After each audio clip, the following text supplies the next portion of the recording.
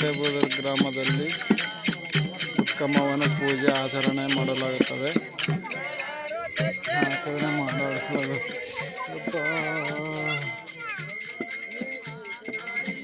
ಗ್ರಾಮ ಪೂಜಕರು ಗೌಡ್ರಲು ಗೋವಿಂದಲ್ಲಿ ಪೂಜೆ ಮಾಡಲಾಗುವುದು.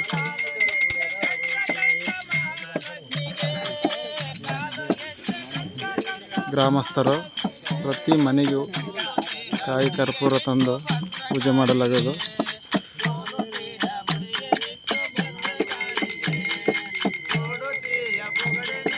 ಗೋಪುರವನ್ನು ಮಾಡಿ ಕೆರೆಯ ಒಳಗೆ ಬಿಡಲಾಗುತ್ತದೆ. ನಮ್ಮ ಕೆರೆಬೋದೂರು ಗ್ರಾಮದಲ್ಲಿರುವಂಥ ಗ್ರಾಮಸ್ಥರು ಎಲ್ಲರೂ ಬಂದಿದ್ದಾರೆ. ಪೂಜೆಯನ್ನು ಆಚರಣೆ ಮಾಡ್ತಾರೆ. ಎಲ್ಲರೂ ನೋಡಿರಿ,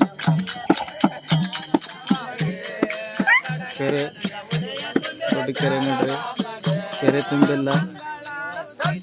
ಈ ಪೂಜೆ ವರ್ಷಕ್ಕೊಮ್ಮೆ ನಾಗರಮಾಸೆಗಳಲ್ಲಿ ಮಾಡಲಾಗುತ್ತದೆ.